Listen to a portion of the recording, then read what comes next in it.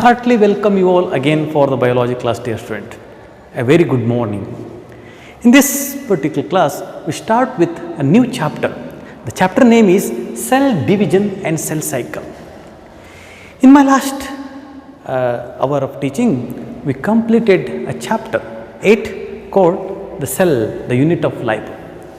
In that particular chapter, we learnt about what is cell, what is cell theory, what are prokaryotic cells, what are eukaryotic cells, what is the difference between prokaryotic and eukaryotic cells, and we learnt about the difference between animal cell and eukaryotic cell.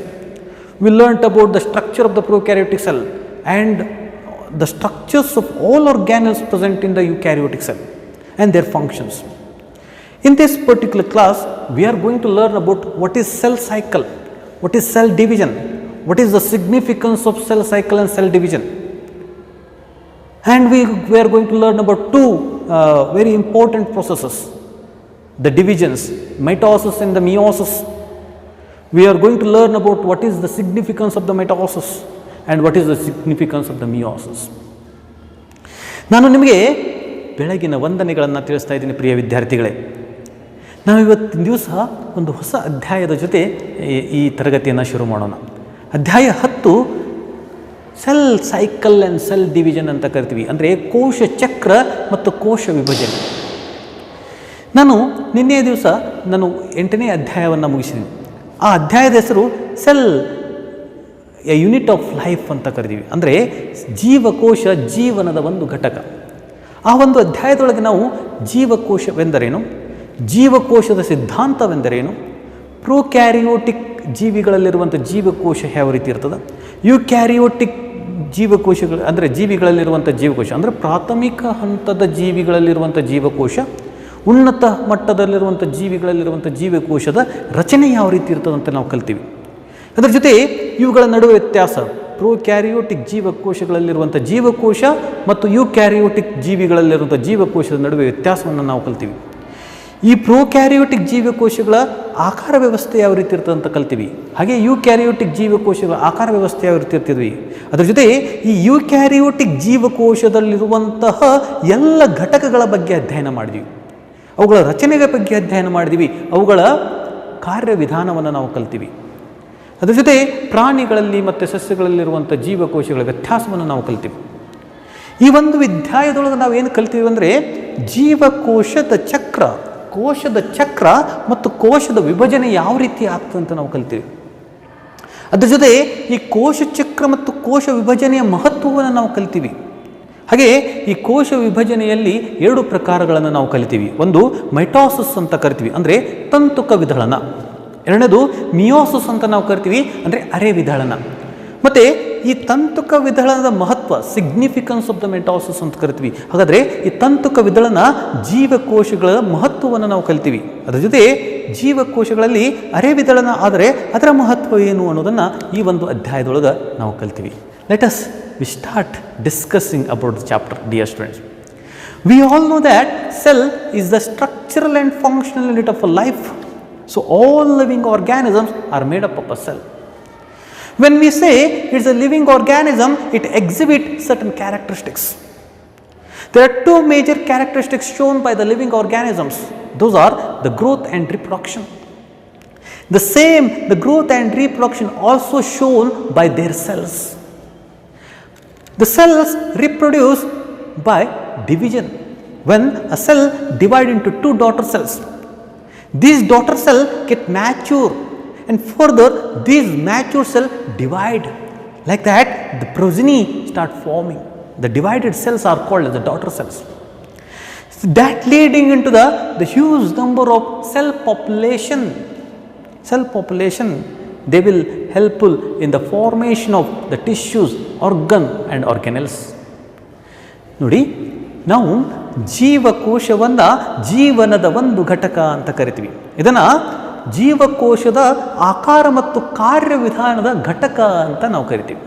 ಆದ ಕಾರಣ ಎಲ್ಲ ರೀತಿಯ ಜೀವಿಗಳು ಏನಂದರೆ ಜೀವಕೋಶದಿಂದ ಮಾಡಲ್ಪಟ್ಟಿವೆ. ನಾವು 1ನೇ ಅಧ್ಯಾಯದೊಳಗೆ ಕಲ್ತೀವಿ, ಜೀವಿಗಳು ಸಜೀವಿಗಳು ಅನ್ನಲಿಕ್ಕೆ ಕೆಲವೊಂದು ಅವುಗಳಿಗೆ ತನ್ನದೇ ಆದಂತಹ ಗುಣಲಕ್ಷಣಗಳಿರ್ತಾವೆ. ಹಾಗಾದರೆ ಈ ಸಜೀವಿಗಳು ಅನ್ನಲಿಕ್ಕೆ ಇರುವಂಥ ಪ್ರಮುಖ ಗುಣಲಕ್ಷಣಗಳನ್ನು ನೋಡಿದಾದರೆ ಅವು ಬೆಳವಣಿಗೆ ಮತ್ತು ಸಂತಾನೋತ್ಪತ್ತಿ, ದ ಗ್ರೋತ್ ಆ್ಯಂಡ್ ರಿಪ್ರೊಡಕ್ಷನ್ ಅಂತ ಕರಿತೀವಿ. ಈ ಎಲ್ಲ ಗ್ರೋತ್ ಮತ್ತು ರಿಪ್ರೊಡಕ್ಷನನ್ನು ಎಲ್ಲ ಸಜೀವಿಗಳು ಏನು ಮಾಡ್ತಾವ, ಅವುಗಳ ಏನಂತ ಕ್ಯಾರೆಕ್ಟರ್ ಗುಣಲಕ್ಷಣ ಅದದು. ಹಾಗೆ ಈ ಗುಣವನ್ನು ಸಜೀವಿಗಳ ಜೀವಕೋಶಗಳು ಸಹಿತ ಏನು ಮಾಡ್ತಾವ, ತೋರಿಸಿಕೊಡ್ತಾವೆ. ಹಾಗಾದರೆ ಈ ಜೀವಕೋಶಗಳು ಯಾವ ರೀತಿ ಡಿವೈಡ್ ಆಗ್ತಾವ ಅಂದರೆ ವಿಭಜನೆಗೊಳ್ತಾವ ಅಂತಂದರೆ ಅಂದರೆ ಸಂತಾನೋತ್ಪತ್ತಿ ಮಾಡ್ತಾವಂದರೆ ವಿಭಜನೆಯ ಮುಖಾಂತರ ಸಂತಾನೋತ್ಪತ್ತಿ ಮಾಡ್ತಾವ ಅಂತ ಹೇಳ್ತೀವಿ ನಾವು. ಅಂದರೆ ಜೀವಕೋಶಗಳು ವಿಭಜನೆಯ ಮುಖಾಂತರ ಸಂತಾನೋತ್ಪತ್ತಿ ಮಾಡ್ತಾವ. ಅಂದರೆ ಮೂಲದ ಒಂದು ಜೀವಕೋಶ ಏನಾಗ್ತದೆ, ವಿಭಜನೆ ಆಗ್ತದೆ. ವಿಭಜನೆಯಾಗಿ 2 ಜೀವಕೋಶಗಳಾಗಿ ಉತ್ಪತ್ತಿ ಆಗ್ತವೆ. ಈ ಜೀವಕೋಶಗಳೇನಾಗ್ತಾವ ಅಂತಂದರೆ ಮತ್ತೆ ಪ್ರಬುದ್ಧಮಾನವಾಗಿ ಬೆಳಿತಾವ, ಗ್ರೋತ್ ಆಗ್ತಾವ, ಬೆಳವಣಿಗೆ ಆಗ್ತದೆ. ಪ್ರಬುದ್ಧಮಾನವಾಗಿ ಬೆಳೆದು ಇದೇ ಜೀವಕೋಶಗಳು ಮತ್ತೊಮ್ಮೆ ವಿಭಜನವಾಗಿ ಏನಾಗ್ತದೆ, ಜೀವಕೋಶಗಳ ಉತ್ಪತ್ತಿ ಆಗ್ತದೆ. ಈ ರೀತಿಯಾಗಿ ಏನಾಗ್ತಂದರೆ ಜೀವಕೋಶಗಳ ಸಂಖ್ಯೆ ಹೆಚ್ಚಳವಾಗ್ತದೆ, ಗಣನೀಯ ಪ್ರಮಾಣದಲ್ಲಿ ಹೆಚ್ಚಳವಾಗ್ತದೆ. ಈ ಜೀವಕೋಶದ ಹೆಚ್ಚಳ ಆಗೋದ್ರಿಂದ ಏನಾಗ್ತದೆ, ಅದು ಅಂಗಾಂಶಗಳ ರಚನೆಯಲ್ಲಿ, ಅಂಗಗಳ ರಚನೆಯಲ್ಲಿ, ಅಂಗವ್ಯೂಹದ ರಚನೆಯಲ್ಲಿ ಅವೇನು ಮಾತ್ರ ಪಾತ್ರವನ್ನು ವಹಿಸ್ತವೆ. ಇದು ಇದರದ ಇಂಟ್ರೊಡಕ್ಷನ್ ಅಂತ ಕರಿತೀವಿ. ಹಾಗಾದರೆ ಸೆಲ್ ಡಿವಿಷನ್ ಅಂದರೆ ಏನು? A cell division is a single cell is a process in where the single cell give rise to 2 or more cell. The cell which is going to divide is called as a parent cell or a mother cell, and it produces the progeny are called as a daughter cells. The cell which undergo the division is called as a parent cell or the mother cell, where the cell that produce that progeny or produce are called as the daughter cells. So during this process, during the cell division process, the cell growth occur followed by the DNA replication, karyokinesis and the cytokinesis. It occur in a coordinated manner where it ensure the proper division of the cell occur or not, and what is the genome which is present or which is remain intact in the daughter cells or not. It is about the cell division. ಅಂದರೆ ನಾವು ಕೋಶ ವಿಭಜನೆಯನ್ನು ನೋಡಬೇಕಾದ್ರೆ ಕೋಶ ವಿಭಜನೆ ಅಂದರೆ ಏನು, ಒಂದು ಜೀವಕೋಶ 2 ಜೀವಕೋಶಗಳು ಅಥವಾ 2ಕ್ಕಿಂತ ಹೆಚ್ಚು ಜೀವಕೋಶಗಳನ್ನು ಉತ್ಪತ್ತಿ ಮಾಡುವ ಕ್ರಿಯೆಯನ್ನು ಏನು ನಾವು ಕರಿತೀವಿ, ಕೋಶ ವಿಭಜನೆ ಅಂತ ಕರಿತೀವಿ. ಯಾವ ಜೀವಕೋಶ ವಿಚ್ ಅಂಡರ್ಗೋ ದ ಡಿವಿಷನ್, ಯಾವ ಜೀವಕೋಶ ವಿಭಜನೆಗೆ ಒಳಪಡ್ತದಲ್ಲ ಆ ಜೀವಕೋಶವನ್ನು ನಾವು ಪೇರೆಂಟ್ ಸೆಲ್, ಮೂಲ ಕೋಶ ಅಂತ ಕರಿತೀವಿ, ಅಥವಾ ಮದರ್ ಸೆಲ್, ತಾಯಿ ಕೋಶ ಅಂತ ಕರಿತೀವಿ. ಅದೇನು ಮಾಡ್ತದ, ತನ್ನ ಪೀಳಿಗೆಯನ್ನು ಉತ್ಪತ್ತಿ ಮಾಡ್ತದ, ತನ್ನ ಸಂತಾನವನ್ನು ಉತ್ಪತ್ತಿ ಮಾಡ್ತದ. ಅವುಗಳಿಗೆ ನಾವು ಏನು ಕರಿತೀವಿ, ಡಾಟರ್ ಸೆಲ್ಸ್ ಅಂತ ಕರಿತೀವಿ. ಹೀಗೆ ಒಂದು ಜೀವಕೋಶ ಇದ್ದಿದ್ದು ಬಹಳಷ್ಟು ನೋಡ್ರಿ, ಇದು ಹೆಂಗಾಗ್ತಂದ್ರೆ ಡ್ಯೂರಿಂಗ್ ದಿಸ್ ಪ್ರೊಸೆಸ್ ಅಂತ ಕರಿತೀವಿ. ಈ ಪ್ರೊಸೆಸ್ದಲ್ಲಿ ಏನಾಗ್ತದ, ಒಂದು ತಾಯಿ ಜೀವಕೋಶ ಅಥವಾ ಮೂಲ ಜೀವಕೋಶ ಏನಾಗ್ತವೆ, ವಿಭಜನೆಗೊಳ್ತದ. ವಿಭಜನೆಗೊತ್ತು ಏನಾಗ್ತವೆ, ಡಾಟರ್ ಸೆಲ್ಸ್ಗಳು, ಸಂತತಿಗಳು ಉತ್ಪತ್ತಿ ಆಗ್ತಾ ಹೋಗ್ತವೆ. ಹೀಗೆ ಸಂತತಿಗಳು ಉತ್ಪತ್ತಿಯಾಗಿ ಒಂದು ಅತ್ಯಂತ ಹೆಚ್ಚಿನ ಪ್ರಮಾಣದಲ್ಲಿ ಕೋಶದ ಸಂಖ್ಯೆ ಹೆಚ್ಚಳ ಆಗ್ತದೆ. ಈ ಕೋಶದ ಸಂಖ್ಯೆ ಹೆಚ್ಚಳಾಗಿ ಏನಾಗ್ತದೆ ಅಂದರೆ ಅದು ಅಂಗಗಳು, ಅಂಗಾಂಶಗಳು ಮತ್ತು ಅಂಗವಿವರಚನೆಯಲ್ಲಿ ಪಾತ್ರವಹಿಸ್ತವೆ. ಹಾಗಾದರೆ ಈ ಕೋಶ ವಿಭಜನೆ ಯಾವ ರೀತಿ ಆಗ್ತದ, ಪ್ರಕ್ರಿಯೆ ಯಾವ ರೀತಿ ಆಗ್ತದೆ ಅಂದರೆ, ಮೊದಲಿಗೆ during this process of cell division ಅಂತ ಕರಿತೀವಿ ನಾವು. ಈ ಕೋಶ ವಿಭಜನೆಯ ಪ್ರೊಸೆಸ್ ಡ್ಯೂರಿಂಗ್ ಏನಾಗ್ತದೆ ಅಂತಂದರೆ, ಮೊದಲಿಗೆ ಸೆಲ್ ಗ್ರೋತ್ ಅಂದರೆ ಏನಾಗ್ತದೆ, ಜೀವಕೋಶದ ಬೆಳವಣಿಗೆ ಆಗ್ತದೆ. ಜೀವಕೋಶದ ಬೆಳವಣಿಗೆ ಜೊತೆಗೆ DNA ರಿಪ್ಲಿಕೇಶನ್ ಅಂದ್ರೇನು, DNA ಪುನರಾವರ್ತನೆ, ಪ್ರತಿಕೃತಿ ಆಗ್ತದೆ, ಪುನರಾವರ್ತನೆ ಆಗ್ತದೆ. ಅದ್ರ ಜೊತೆ ಕ್ಯಾರಿಯೋಕೈನೆಸಿಸ್ ಅಂದರೆ ಕೋಶ ಕೇಂದ್ರದ ವಿಭಜನೆ ಆಗ್ತದೆ. ಕೋಶ ಕೇಂದ್ರದ ವಿಭಜನೆ ನಂತರ ಸೈಟೋಕೈನೆಸಿಸ್ ಅಂದರೆ ಕೋಶ ದ್ರವ್ಯದ ವಿಭಜನೆಯಾಗಿ ಏನಾಗ್ತದೆ, 2 ಜೀವಕೋಶಗಳಾಗ್ತವೆ. ಇದು ಹೆಂಗಾಗ್ತಂದರೆ ಒಂದು ಸಂಘಟಿತ ವಿಧಾನದ ಮುಖಾಂತರ ಆಗ್ತದೆ. ಇಲ್ಲಿ ಅದು ಏನು ತೋರಿಸ್ಕೊಡ್ತದೆ ಅಂದರೆ, ನಮಗೆ ಈ ಕೋಶ ವಿಭಜನೆ ಸರಿಯಾದ ಕ್ರಮದಲ್ಲಿ ಆಗ್ತದೆ ಅಂತೇಳಿ ತೋರಿಸ್ಕೊಡ್ತದೆ, ಖಚಿತಪಡಿಸ್ತದೆ ನಮಗೆ. ಅದರ ಜೊತೆಗೆ ಈ ಕೋಶ ಕೇಂದ್ರದಲ್ಲಿರುವಂತಹ ಅನುವಂಶಿತ ವಸ್ತು ಏನಿರ್ತದೆ ಸರಿಯಾಗಿ ಇದನ್ನಲು ಅಖಂಡವಾಗಿ ಇದನ್ನಲು ತೋರಿಸ್ತದೆ. ಇಂಟ್ಯಾಕ್ಟ್ ಅಂತ ಕರಿತೀವಿ, ರಿಮೇನ್ ಇಂಟ್ಯಾಕ್ಟ್. ಅಂದರೆ ಕೋಶ ದಿ ಡಾಟರ್ ಸೆಲ್ಸ್ಗಳಿರ್ತಾವಲ್ಲ, ಅಂದರೆ ಸಂತಾನದ ಜೀವಕೋಶಗಳಿರ್ತಾವಲ್ಲ ಅಲ್ಲಿ ಅನುವಂಶೀಯ ವಸ್ತು ಅಖಂಡವಾಗಿ ಚಲನೆಯಾಗಿದೆಲ್ಲ ಅಂತೇಳಿ ತಿಳ್ಕೊಳ್ಬೋದು. ಅಂದರೆ ಎನ್ಶೂರ್ ಖಚಿತಪಡಿಸೋದು ನಮಗೆ ಅಂತ ಹೇಳ್ಕೊಳ್ತೀವಿ. ನಾವು ಏನಿದ್ದೀವಿ during the process of cell division the cell growth occur and continued by or followed by the DNA replication, karyokinesis and the cytokinesis. And this process is occurred in the coordinated manner which ensures the proper division of the cell and the genomes in the daughter cells remain intact ಅಂತ ಕರಿತೀವಿ. ಅಂದರೆ ಈ ಕೋಶ ವಿಭಜನೆಯ ಪ್ರಕ್ರಿಯೆಯಲ್ಲಿ ಮೊದಲಿಗೆ ಜೀವಕೋಶದ ಬೆಳವಣಿಗೆ ಆಗ್ತದೆ, ಅದ್ರ ಜೊತೆ DNA ಪುನರಾವರ್ತನೆಗೊಳ್ತದೆ, ಕೋಶ ಕೇಂದ್ರದ ವಿಭಜನೆ ಆಗ್ತದೆ, ಕೋಶ ದ್ರವ್ಯದ ವಿಭಜನೆ ಆಗ್ತದೆ.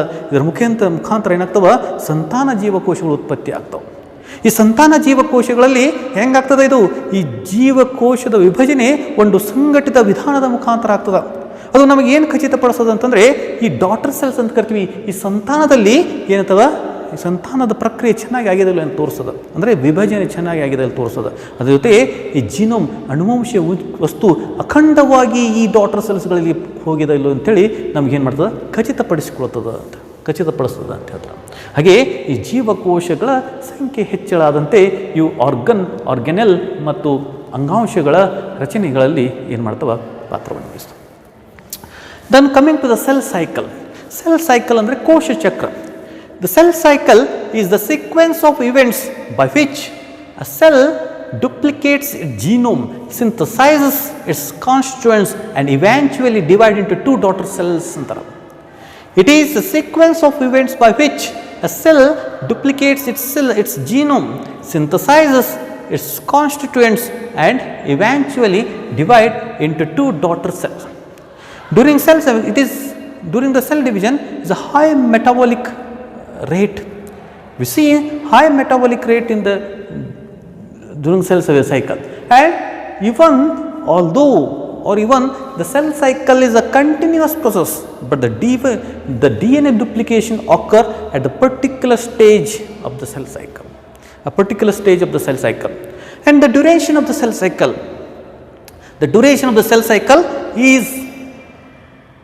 is nothing but one division of the cell cycle to the other division of the cell cycle is called as a generation time. The duration of the cell cycle is called as a generation time. In case of the typical eukaryotic cell like human beings, the duration of the cell cycle or the generation time is the 24 hours. While in case of yeast it is about 90 minutes. So that the duration of the cell cycle or generation time varies from organism to the organism, cell type to the cell type. It is the time period between one division of the cell cycle to the next division of the cell cycle is called as generation time. ನೋಡಿ, ಕೋಶ ಚಕ್ರ ಅಂತಂದರೆ ಕೋಶ ಚಕ್ರ ಒಂದು ಏನು ಸರಣಿಯ ಘಟನೆಗಳು, ಒಂದು ಸರಣಿಯಲ್ಲಿ ಆಗುವಂಥ ಘಟನೆಗಳು ಅಂತ ಕರಿತೀವಿ. ಇಲ್ಲಿ ಏನಾಗ್ತದೆ ಅಂತಂದರೆ ಸೆಲ್ ಡುಪ್ಲಿಕೇಟ್ಸ್ ಇಸ್ ಜಿನೋಮ್, ಅಂದರೆ ಜೀವಕೋಶ ತನ್ನ ಆನುವಂಶಿಕ ವಸ್ತುವನ್ನು ನಕಲು ಮಾಡ್ತದೆ. ಅದ್ರ ಜೊತೆ ಇಟ್ ಸಿಂಥಸೈಸ್ ಇಸ್ ಕಾನ್ಸ್ಟಿಟ್ಯೂಯೆಂಟ್ಸ್, ಜೀವಕೋಶದಲ್ಲಿರುವಂಥ ಘಟಕಗಳು ಏನಾಗ್ತಾವೆ ಅಂತಂದರೆ ಸಂಶ್ಲೇಷಣೆಗೊಳ್ತಾವ.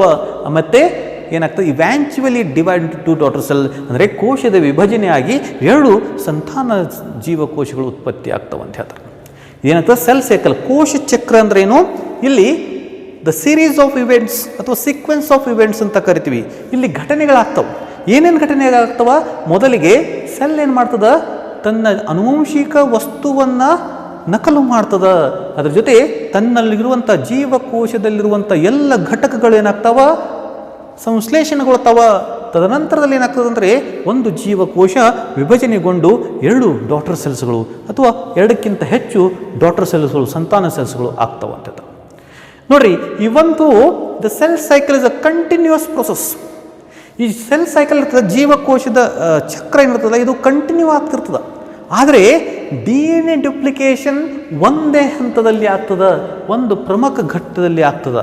ಅದು ಮಾತ್ರ ಆಗ್ತದೆ. ಎಲ್ಲ ಟೈಮ್ದಲ್ಲೂ DNA ಪುನರಾವರ್ತನೆ, DNAದ ನಕಲು ಅಥವಾ ಪ್ರತಿಕೃತಿ ಆಗೋದಿಲ್ಲ. ಬರೀ ಒಂದೇ ಒಂದು ಪರ್ಟಿಕ್ಯುಲರ್ ಸ್ಟೇಜ್ದಲ್ಲಿ ಮಾತ್ರ DNA ಡುಪ್ಲಿಕೇಶನ್ ಆಗ್ತದೆ, ಬಿಟ್ಟರೆ ಎಲ್ಲದಲ್ಲೂ ಆಗಂಗಿಲ್ಲ. It occur in a coordinated manner ಅಂತ ಕರಿತೀವಿ ನಾವು. ಅಂದರೆ ಒಂದು ಸಂಘಟಿತ ಕಾರ್ಯದ ಮುಖಾಂತರ ಏನಾಗ್ತದೆ, ಈ ಜೀವನದ ಚಕ್ರ ಚಾಲುವಾಗ್ತದೆ. Duration of the cell cycle ನೋಡ್ರಿ, ಒಂದು ಕೋಶ ಚಕ್ರಕ್ಕೆ ತನ್ನದೇ ಆದಂಥ ಅವಧಿ ಅದ. ಇದು ಅಂದರೆ ಈ ಕೋಶ ಚಕ್ರದಲ್ಲಿರುವಂಥ ಒಂದು ವಿಭಜನೆಯಿಂದ ಮುಂದೆ ಮತ್ತೆ ಬರುವಂಥ ವಿಭಜನೆಗೆ ಏನು ಕರಿತೀವಿ ನಾವು, ಒಂದು ಕೋಶ ಚಕ್ರ ಅಂತ ಕರಿತೀವಿ. ಇದಕ್ಕೆ ನಾವೇನು ಕರಿತೀವಿ, ಜನರೇಷನ್ ಟೈಮ್, ಪೀಳಿಗೆಯ ಅವಧಿ ಅಂತ ಕರಿತೀವಿ. ನೋಡ್ರಿ, ಡ್ಯುರೇಷನ್ ಆಫ್ ಸೆಲ್ ಸೈಕಲ್ ಅಂದರೆ ಕೋಶ ಚಕ್ರದ ಅವಧಿ. ಕೋಶ ಚಕ್ರದ ಅವಧಿ it is nothing but the time from one division of the cell to the next division of the cell. ಒಂದು ಕೋಶ ವಿಭಜನೆಯಿಂದ ನಂತರದ ಕೋಶ ವಿಭಜನೆಗಿರುವಂತಹ ಅವಧಿಯನ್ನು ನಾವೇನು ಕರಿತೀವಿ, ಜೀವಕೋಶದ ಅಥವಾ ಕೋಶ ಚಕ್ರದ ಅವಧಿ ಅಥವಾ ಪೀಳಿಗೆಯ ಸಮಯ ಅಂತ ನಾವು ಕರಿತೀವಿ. The generation time or the duration of the cell cycle varies from organism to the organism, cell type to cell type. ಈ ಏನು ಅವಧಿ ಇರ್ತದಲ್ಲ, ಕೋಶ ಚಕ್ರದ ಅವಧಿ ಇರ್ತದಲ್ಲ, ಇದು ಆರ್ಗ್ಯಾನಿಸಮ್ ಟು ಆರ್ಗ್ಯಾನಿಸಮ್ ಅಂದರೆ ಜೀವಿಗಳಿಂದ, ಒಂದು ಜೀವಿದಿಂದ ಅಥವಾ ಒಂದು ಪ್ರಭೇದದಿಂದ ಮತ್ತೊಂದು ಪ್ರಭೇದಕ್ಕೆ ವಿಭಿನ್ನವಾಗಿರ್ತದೆ. ಈ ಸಮಯ ವಿಭಿನ್ನವಾಗಿರ್ತದೆ. One cell type to the other cell type ಅಂತ ಕರಿತೀವಿ. ಒಂದು ಜೀವಕೋಶದ ಮಾದರಿಗಿಂತ ಮತ್ತೊಂದು ಜೀವಕೋಶದ ಮಾದರಿಗೆ ಇದೇನಿರ್ತದೆ, ವಿಭಿನ್ನವಾಗಿರ್ತದೆ ಅಂತ ಹೇಳ್ತೀವಿ. ಹಾಗೆ ನೋಡಬೇಕಾದ್ರೆ ನಾವು ಟಿಪಿಕಲ್ ಯುಕ್ಯಾರಿಯೋಟಿಕ್ ಸೆಲ್ ಅಂತ ಕರಿತೀವಿ ನಾವು. ಅಂದರೆ ಯುಕ್ಯಾರಿಯೋಟಿಕ್ ಜೀವಕೋಶಗಳನ್ನು ತೆಗೆದುಕೊಳ್ಳೋದಾದ್ರೆ ಮನುಷ್ಯನ ಜೀವಕೋಶದ ಕೋಶ ಚಕ್ರದ ಅವಧಿ ಎಷ್ಟಪ್ಪ ಅಂತಂದರೆ 24 ಗಂಟೆಗಳು. Every 24 hours the cell is divide into 2 ಅಂತ ಕರೀತಾರೆ ಅವರು. ಅಂದರೆ ಪ್ರತಿ 24 ಗಂಟೆಗಳಿಗೊಮ್ಮೆ ಏನಾಗ್ತದೆ, ಒಂದು ಜೀವಕೋಶದ ವಿಭಜನೆ ಆಗ್ತದೆ. ಎಲ್ಲಿ? ಮನುಷ್ಯನಲ್ಲ, ಜೀವಕೋಶಗಳು. ಅದೇ ನಾವು ಈಸ್ಟ್ ಅನ್ನುವಂಥ ಏಕಕೋಶೀಯ ಜೀವಿಯನ್ನು ನೋಡಿದಾಗ ಅಲ್ಲಿ ಕೋಶ ಚಕ್ರದ ಅವಧಿ ಬರೀ 90 ನಿಮಿಷಗಳು ಮಾತ್ರ. ಅಲ್ಲೇನಂತ ಬರೀ 90 ನಿಮಿಷಗಳು ಮಾತ್ರ. ಹಾಗಾದರೆ ಈ ಕೋಶ ಚಕ್ರದ ಹಂತಗಳನ್ನು ನಾವು ಅಧ್ಯಯನ ಮಾಡೋಣ. The phases of cell cycle.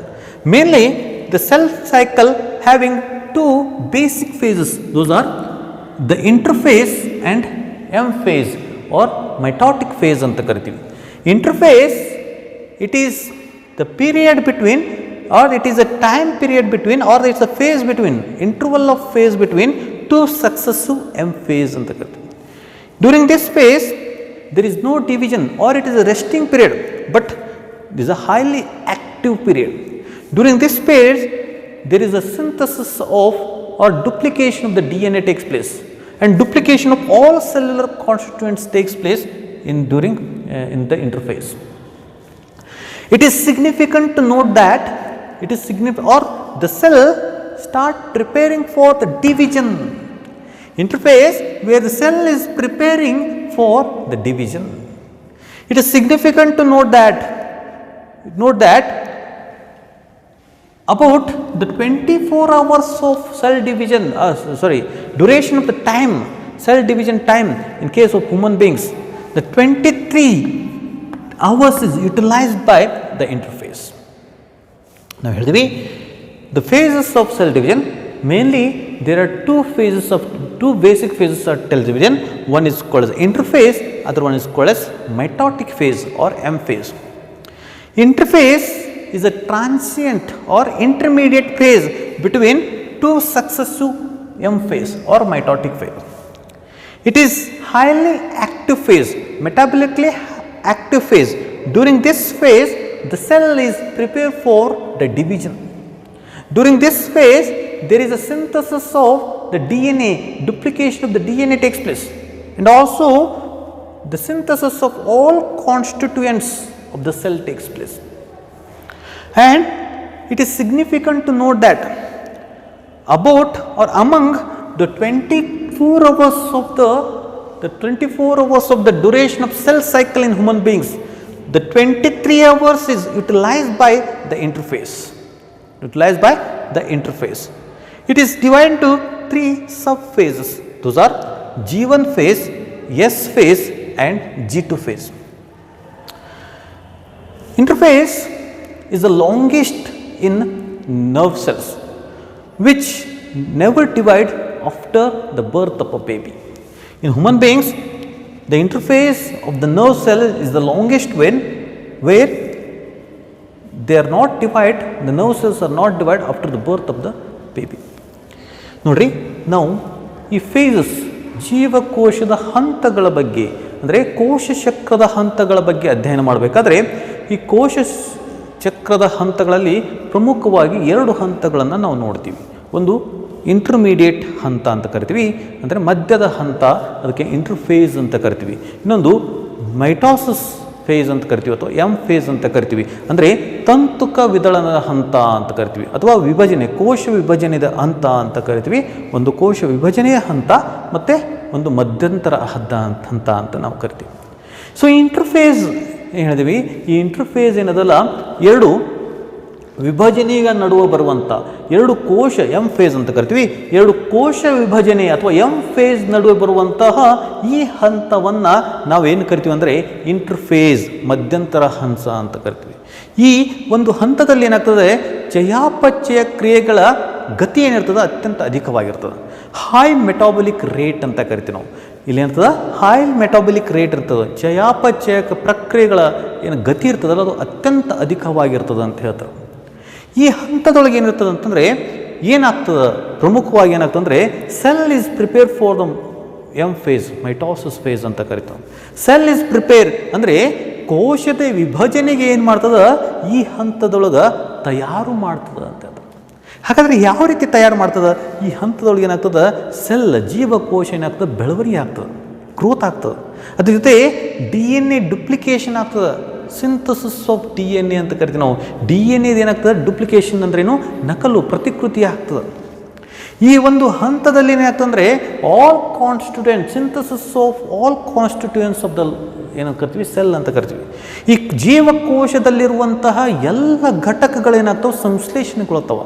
ಹೀಗಾಗಿ ಜೀವಕೋಶ ಏನಾಗ್ತದೆ, ಬೆಳವಣಿಗೆ ಆಗ್ತದೆ, ದೊಡ್ಡ ಪ್ರಮಾಣದಲ್ಲಿ ಬೆಳವಣಿಗೆ. ಅದಕ್ಕೆ ನಾವು ಹೇಳ್ತೀವಿ ಇದಕ್ಕೆ ಯಾವ ರೀತಿ ತಯಾರು ಮಾಡ್ತದೆ ಅಂತಂದರೆ, ನಾವು ಹೇಳಿದ್ವಿ the duration of cell cycle in human beings is 24 hours ಅಂತಂದ್ವಿ. ಅಂದರೆ ಈ ಕೋಶ ಚಕ್ರದ ಅವಧಿ ಮನುಷ್ಯನ ಜೀವಕೋಶಗಳಲ್ಲಿ 24 ಗಂಟೆ. ಅವುಗಳಲ್ಲಿ 23 ಗಂಟೆಯನ್ನು ಈ ಇಂಟರ್ಫೇಸ್ ಅಂದರೆ ಈ ಇಂಟರ್ಫೇಸ್ ಏನು ಮಾಡ್ತದೆ, ಯುಟಿಲೈಸ್ ಮಾಡ್ಕೋತದ, ಉಪಯೋಗ ಮಾಡ್ಕೋತದ ಅಂತ. 24 ಗಂಟೆಯ ಸಮಯದಲ್ಲಿ, ಕೋಶ ಚಕ್ರದ ಸಮಯದಲ್ಲಿ 23 ಗಂಟೆಗಳನ್ನು ಈ ಇಂಟರ್ಫೇಸ್ ಏನು ಮಾಡ್ತದ, ಉಪಯೋಗ ಮಾಡ್ಕೋತದಂತ. ಅಂದರೆ ಕೋಶ ವಿಭಜನೆ ಬರೀ 1 ಗಂಟೆಯಲ್ಲೇ ಆಗ್ತದೆ, ಆದರೆ ಕೋಶ ವಿಭಜನೆಯ ತಯಾರಿ ಎಷ್ಟದ, 23 ಗಂಟೆ. ನೋಡಿರಿ, ಇದು ನಮಗೆ ಒಂದು ಸಂದೇಶವನ್ನು ರವಾನೆ ಮಾಡ್ತದೆ. ನಾವು ಅಥವಾ ನೀವು ಎಕ್ಸಾಮಿನೇಷನ್ ಅಂತ ಕರಿತೀವಿ ನಾವು, ಪರೀಕ್ಷೆ ಬರಬೇಕಾದ್ರೆ 3 ಗಂಟೆಗಳ ಮಾತ್ರ ಪರೀಕ್ಷೆ, ಆದರೆ ಅದರ ತಯಾರಿ 1 ವರ್ಷ. 1 ವರ್ಷ ನೀವು ಒಂದು ಪರೀಕ್ಷೆಗಾಗಿ ತಯಾರಿ ಮಾಡ್ತೀರಿ. ವಿಭಜನೆ 1 ಗಂಟೆ, ಅದರ ತಯಾರಿ 23 ಗಂಟೆ. ಹಾಗೆ ಪರೀಕ್ಷೆ ಬರೀ 3 ಗಂಟೆ, ಅದರ ತಯಾರಿ 1 ವರ್ಷ. 1 ವರ್ಷದಲ್ಲಿ ನೀವು ಚೆನ್ನಾಗಿ ತಯಾರಿ ಮಾಡಿದ್ರೆ ಅಂದರೆ ನಿಮಗೇನಾಗ್ತದೆ, ಪರೀಕ್ಷೆ ಅತ್ಯಂತ ಉನ್ನತವಾಗಿ ಉತ್ತೀರ್ಣಗೊಳ್ತೀರಿ. ನೀವು ತಯಾರಿನ ಮಾಡಲಿಲ್ಲ ಅಂದರೆ ಏನಾಗಂಗಿಲ್ಲ, ಪರೀಕ್ಷೆಯಲ್ಲಿ ವಿಫಲಗೊಳ್ತೀರಿ. ಅದಕ್ಕೆ ತಯಾರು ಮಾಡೋದು ಏನದಲ್ಲ, ಸಮಯವನ್ನು ಹೆಚ್ಚಿಗೆ ತೆಗೆದುಕೊಳ್ತದೆ. ಅದಕ್ಕೆ ಹೇಳ್ತೀವಿ ಇಂಟರ್ಫೇಸ್ ಏನು ಮಾಡ್ತದೆ, ಈ ಕೋಶ ವಿಭಜನೆಗೆ ತಯಾರಿಯನ್ನು ಮಾಡ್ತದೆ. ಅದು ಮಧ್ಯಂತರ ಹಂತ ಅಂತ ಕರಿತೀವಿ. ಈ ಮಧ್ಯಂತರ ಹಂತದಲ್ಲಿ 23 ಗಂಟೆಗಳನ್ನು ಅದು ಉಪಯೋಗ ಮಾಡ್ಕೋತದೆ. ಕೋಶ ವಿಭಜನೆಗಾಗಿ 23 ಗಂಟೆಗಳನ್ನು ಉತ್ಪತ್ತಿ ಮಾಡಿಕೊಂಡು ಜೀವಕೋಶ ಏನಾಗ್ತದೆ, ಗ್ರೋತ್ ಆಗ್ತದೆ, ಬೆಳವಣಿಗೆ ಆಗ್ತದೆ, ಎಲ್ಲ ರೀತಿಯ ಕ್ರಿಯೆಗಳಾಗ್ತವೆ. ಹಾಗೆ 23 ಗಂಟೆ. ಸೊ ನರ್ವ್ ಸೆಲ್ಸ್, ಕೆಲವೊಂದು ಜೀವಕೋಶಗಳು, ನರ್ವ್ ಸೆಲ್ಸ್, ಮನುಷ್ಯನಲ್ಲಿ ನ್ಯೂರಾನ್ಗಳು ಅಂತ ಕರಿತೀವಲ್ಲ, ಈ ನರಕೋಶಗಳು ಏನಾಗ್ತವೆ ಅಂದರೆ ಅತ್ಯಂತ ಲಾಂಗೆಸ್ಟ್ ಡ್ಯೂರೇಷನ್ ಹೋಗಿರ್ತಾವೆ, ಸೆಲ್ ಡಿವಿಷನ್ ಡ್ಯೂರೇಷನ್ ಇರ್ತವೆ. ಯಾಕಂದರೆ ಒಂದು ಸರ್ತಿ ಅವು ಮೂಲತಃ ಏನಾದರೂ ಡಿವಿಷನ್ ಆಗಿಬಿಟ್ಟು ಅಂದರೆ ಹುಟ್ಟಿದ ನಂತರ ಮತ್ತೊಮ್ಮೆ ಡಿವಿಷನ್ ಆಗಂಗಿಲ್ಲ ಅಂತ ಹಾಗೆ ಹೇಳ್ತಾರೆ. ಇನ್ನು ಈ ಇಂಟರ್ಫೇಸ್ದಲ್ಲಿ ಮತ್ತೆ 3 ಹಂತಗಳನ್ನು ನಾವು ನೋಡ್ತೀವಿ. These are the G1 phase, S phase and G2 phase. The G1 phase or gap 1 phase ಅಂತ ಕರಿತೀವಿ. S ಅಂದರೆ ಸಿಂಥೆಟಿಕ್ ಫೇಸ್ ಅಂತ ಕರಿತೀವಿ. G2 ಅಂತಂದರೆ ಗ್ಯಾಪ್ 2 ಫೇಸ್ ಅಂತ ಕರಿತೀವಿ. ಇನ್ G1 phase it is post mitotic phase. G1 phase is the post mitotic phase and pre-replication DNA replication phase ಅಂತ ಕರಿತೀವಿ. During this period there is an intensive cellular synthesis occur. The synthesis of rRNA, mRNA, ribosomal RNA, ribosomes and protein synthesis occur. And the metabolic rate during the G1 phase is very high. The cell is synthesized or the cell size increases and it synthesizes the enzymes, amino acid, nucleic acid, but no the DNA synthesis occur in the G1 phase. ನೋಡ್ರಿ G1 phase ಈ ಇಂಟರ್ಫೇಸ್ನ ಮಧ್ಯಂತರ ಹಂತವನ್ನು 3 ಏನಾಗ್ತವೆ ಸಬ್ ಹಂತಗಳಾಗಿ ವರ್ಗೀಕರಣ ಮಾಡ್ತಾರೆ. G1 ಅಂದರೆ gap 1 face ಅಂತ ಕರಿತೀವಿ. S ಅಂದರೆ ಸಿಂಥೆಟಿಕ್ ಫೇಸ್ ಸಂಶ್ಲೇಷಣಾ ಹಂತ ಅಂತ ಕರಿತೀವಿ. ಮೂರನೇದು ಗ್ಯಾಪ್ 2 ಫೇಸ್ ಅಂತ ಕರಿತೀವಿ. ಈ ಗ್ಯಾಪ್ 1 ಏನಿರ್ತದ ಪೋಸ್ಟ್ ಮೈಟಾಟಿಕ್ ಅಂದರೆ ಮೈಟಾಸಸ್ ತಂತುಳ ವಿಭಜನದ ಆದ ನಂತರ ಬರುವಂತಹ ಒಂದು ಹಂತವನ್ನು G1 ಫೇಸ್ ಅಂತ ಕರಿತೀವಿ. ಪ್ರೀ DNA ರಿಪ್ಲಿಕೇಶನ್ ಫೇಸ್ ಅಂತ ಕರಿತೀವಿ. DNA ರಿಪ್ಲಿಕೇಶನ್ಗಿಂತಲೂ ಮುಂಚೆ ಮೈಟಾಸಿಸ್ ನಂತರ ಬರುವಂಥ ಹಂತವನ್ನು ನಾವೇನು ಕರಿತೀವಿ G1 ಫೇಸ್ ಅಂತ ಕರಿತೀವಿ. ಈ ಹಂತದೊಳಗೆ ಏನಾಗ್ತದೆ ಅಂದರೆ ಇಂಟೆನ್ಸಿವ್ ಸೆಲ್ಯುಲಾರ್ ಸಿಂಥಸಿಸ್ ಅಂದರೆ ತೀವ್ರತರದ ಕೋಶೀಯ ಸಂಶ್ಲೇಷಣೆ ಆಗ್ತಿರ್ತದೆ. ಅದ್ರ ಜೊತೆಗೆ RNA, mRNA, ರೈಬೋಸೋಮ್ಸ್ಗಳು ಮತ್ತು ಪ್ರೋಟೀನ್ಗಳ ಸಂಶ್ಲೇಷಣೆ ಅಲ್ಲೇ ಆಗ್ತಿರ್ತದೆ. ಆದ ಕಾರಣ ಈ ಒಂದು ಘಟ್ಟದಲ್ಲಿ ಏನಂತಂದರೆ ಚಯಾಪಚಯ ಕ್ರಿಯೆಗಳ ರೇಟ್ ಗತಿ ಏನಿರ್ತದೆ ಅತ್ಯಂತ ಉನ್ನತವಾಗಿರ್ತದೆ ಅಂತ ಹೇಳ್ತಾರೆ. ಹಾಗೆ ಈ ಒಂದು G1 ಫೇಸ್ದಲ್ಲಿ ಏನಾಗ್ತದೆ ಜೀವಕೋಶದ ಗಾತ್ರದಲ್ಲಿ ಹೆಚ್ಚಳ ಆಗ್ತದೆ. ಮತ್ತು ಇಲ್ಲಿ ಏನಾಗ್ತದೆ ಮತ್ತೆ ಎಂಜೈಮ್ಸ್ಗಳು ಕಿಣ್ವಗಳ ಉತ್ಪತ್ತಿ ಆಗ್ತಿರ್ತದೆ, ಅಮೈನೋ ಆಸಿಡ್ಗಳ ಉತ್ಪತ್ತಿ ಆಗ್ತಿರ್ತದೆ, ನ್ಯೂಕ್ಲಿಕ್ ಆಸಿಡ್ಗಳ ಉತ್ಪತ್ತಿ ಆಗ್ತಿರ್ತದೆ. ಆದರೆ DNA ಸಿಂಥಸಿಸ್ ಆಗ್ತಿರೋದಿಲ್ಲ. ಅಂದರೆ DNA ಉತ್ಪತ್ತಿ, DNA ಪುನರಾವರ್ತನೆ, DNA ನಕಲು ಪ್ರತಿಕೃತಿ ಇಲ್ಲಿ ಆಗೋದಿಲ್ಲ. The second S phase. S phase is the period. During this period, the duplication of the DNA or replication of the DNA occur. Here, the amount of the DNA doubled without change in the chromatin number or chromosome number. The DNA content, if it is beginning of the cell S phase, if it is 2C, the content, C is the content of the DNA, it is after the S phase, it moved to 4C. The synthesis, during this phase, the synthesis of histone protein and NSC, non-histone protein, non-histone chromatin protein occur. And also, there is a duplication of the centriole occur in the S phase. ನೋಡ್ರಿ S phase ಅಂದರೆ synthetic ಅಂದರೆ ಉತ್ಪತ್ತಿ ಅಥವಾ ಸಂಶ್ಲೇಷಣಾ ಹಂತ ಅಂತ ಕರಿತೀವಿ. ಈ ಒಂದು ಹಂತದೊಳಗೆ ಏನಾಗ್ತಂದರೆ ಈ ಒಂದು ಹಂತದೊಳಗೆ DNA ಸಿಂಥಸಿಸ್, DNA ಸಂಶ್ಲೇಷಣೆ ಅಥವಾ ಪುನರಾವರ್ತನೆ ಅಥವಾ ಡುಪ್ಲಿಕೇಶನ್ ಅಂದರೆ ನಕಲು ಹೆಚ್ಚಾಗ್ತದೆ. ದ ಅಮೌಂಟ್ ಆಫ್ DNA ಅಂದರೆ DNA ಒಂದು ಪ್ರಮಾಣ ಏನಾಗ್ತದೆ ಡಬಲ್ ಆಗ್ತದೆ, ನಕಲಾಗ್ತದೆ ಅಂತ ಹೇಳ್ತಾರೆ, ಹೆಚ್ಚಿಗೆ ಆಗ್ತದೆ, ದ್ವಿಗುಣ ಆಗ್ತದೆ ಅಂತ ಹೇಳ್ತಾರೆ. ಅಂದರೆ ಈ ಹಂತದೊಳಗೆ ಏನಾಗ್ತದೆ DNA ಪ್ರಮಾಣ ದ್ವಿಗುಣಗೊಳ್ತದ ಅಂತ. ಆದರೆ ಇಲ್ಲಿ ವರ್ಣತಂತುಗಳ ನಂಬರ್ ಎಂತದ ಸಂಖ್ಯೆ ಏನಾಗ್ತದೆ ಅದು ಹೆಚ್ಚಳ ಆಗೋದಿಲ್ಲ. ವರ್ಣತಂತುಗಳ ಸಂಖ್ಯೆ ಹೆಚ್ಚಳ ಆಗದೇ ಏನಾಗ್ತದೆ DNA ಒಂದು ಪ್ರಮಾಣ ದ್ವಿಗುಣಗೊಳ್ತದ ಅಂತ ಹೇಳ್ತಾರೆ. ಇದ್ರ ಜೊತೆಗೆ ನೋಡ್ರಿ ಬಿಗಿನಿಂಗ್ ಅಂದರೆ ಈ S ಫೇಸ್ ಸಿಂಥೆಟಿಕ್ ಫೇಸ್ ಮುಂಚಿತವಾಗಿ DNA ಕಂಟೆಂಟ್ 2C ಇತ್ತಂದರೆ S ಫೇಸ್ ಮುಗಿದ್ರೊಳಗೆ ಏನಾಗ್ತದೆ ಅದು 4Cಗೆ ಏನಾಗ್ತದೆ ಹೆಚ್ಚಳ ಆಗ್ತದೆ, ದ್ವಿಗುಣಗೊಳ್ತದ ಅಂತ ಹೇಳ್ತಾರೆ. ಹಾಗೆ ಇಲ್ಲೇನಾಗ್ತದೆ ಸೆಂಟ್ರಿಯೋಲ್ಗಳು ಎನಿಮಲ್ ಸೆಲ್ಗಳು ಇರ್ತಾವ, ಈ ಸೆಂಟ್ರಿಯೋಲ್ಗಳು ಏನಾಗ್ತದೆ ನಕಲು ಡುಪ್ಲಿಕೇಶನ್ ಆಗ್ತದೆ ಅಂತ ಹೇಳ್ತಾರೆ. ಇನ್ನು ಲಾಸ್ಟ್ ಫೇಸ್ ಯಾವತ್ತಪ್ಪ ಅಂದರೆ G2 ಫೇಸ್ ಅಂತ ಕರಿತೀವಿ. G2 phase it is pre mitotic phase and post replicative phase ಅಂತ ಸಿಂಥೆಟಿಕ್ ಫೇಸ್ ಅಂತ ಕರಿತೀವಿ. ನೋಡ್ರಿ ಇಟ್ ಈಸ್ ಪ್ರೀ ಅಂದರೆ G2 ಫೇಸ್ ಆದ ನಂತರ ಏನಾಗ್ತದೆ ವಿಭಜನೆ, ಕೋಶ ವಿಭಜನೆ ಆಗ್ತದೆ.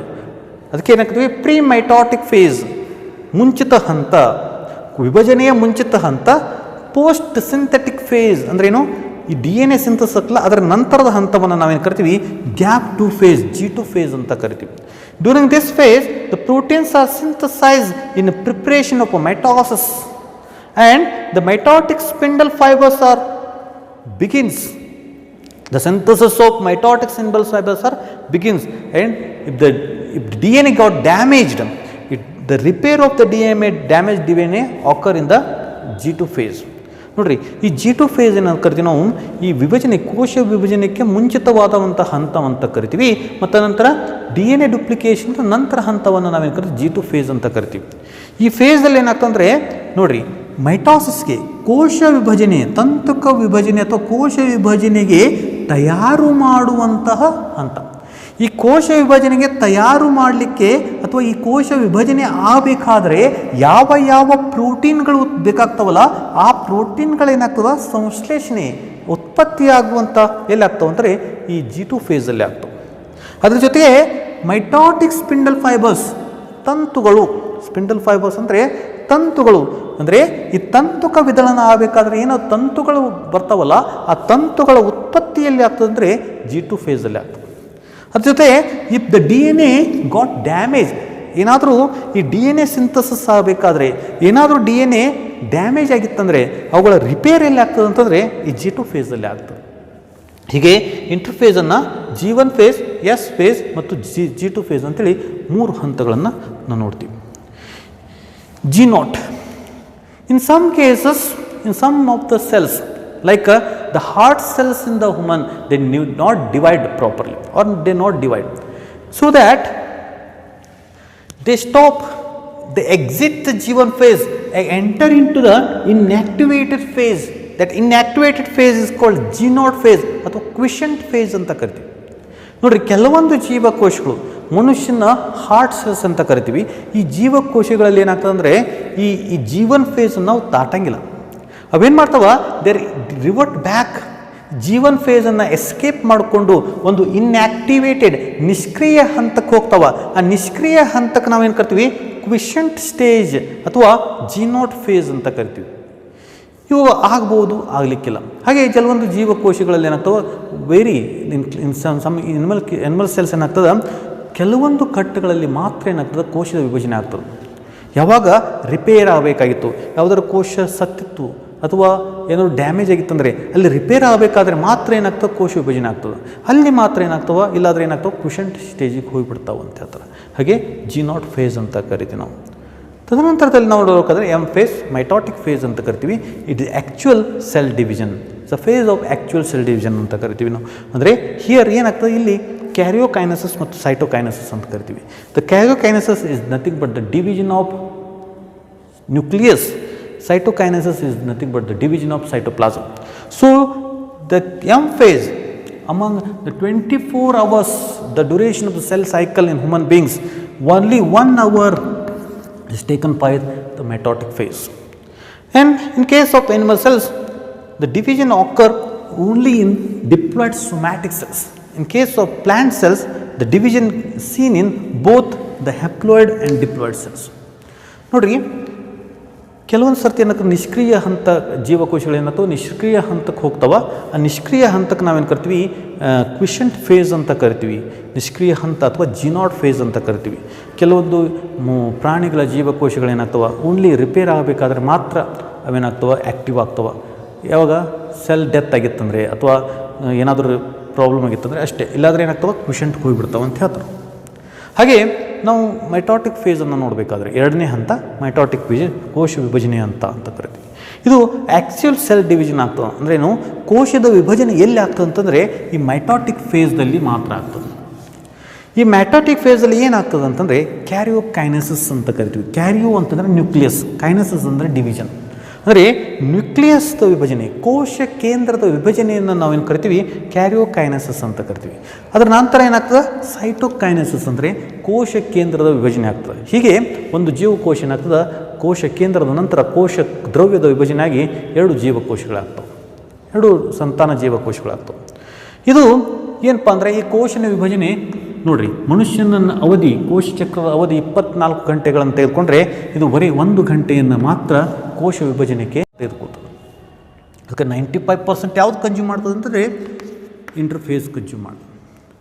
ಇನ್ನು ಪ್ರಾಣಿಗಳ ಜೀವಕೋಶಗಳಲ್ಲಿ ಈ ಕೋಶ ವಿಭಜನೆ ಡಿಪ್ಲಾಯ್ಡ್ ಸೊಮ್ಯಾಟಿಕ್ ಸೆಲ್ಸ್ಗಳಲ್ಲಿ ಮಾತ್ರ ನೋಡ್ತೀವಿ. ಆದರೆ ಸಸ್ಯಗಳ ಜೀವಕೋಶಗಳಲ್ಲಿ ಈ ಕೋಶ ವಿಭಜನೆ ಹೆಪ್ಲಾಯ್ಡ್ ಮತ್ತು ಡಿಪ್ಲಾಯ್ಡ್ ಜೀವಕೋಶಗಳಲ್ಲಿ ಎರಡರಲ್ಲಿಯೂ ನಾವು ನೋಡ್ತೀವಿ ಅಂತ ಹೇಳ್ತಾರೆ. ಹೀಗೆ ಇವತ್ತಿನ ದಿವಸ ನಾವು ಸೆಲ್ ಸೈಕಲ್ ಬಗ್ಗೆ, ಕೋಶದ ಚಕ್ರ ಬಗ್ಗೆ ಅಧ್ಯಯನ ಮಾಡಿದ್ವಿ. In my next hour of teaching we are going to learn about the process of mitosis, ಅಂದರೆ ತಂತುಕ ವಿದಳನದ ಬಗ್ಗೆ ನಾವು ಅಧ್ಯಯನ ಮಾಡೋಣ. ಅಲ್ಲಿವರೆಗೆ ತಮಗೆ ಧನ್ಯವಾದ.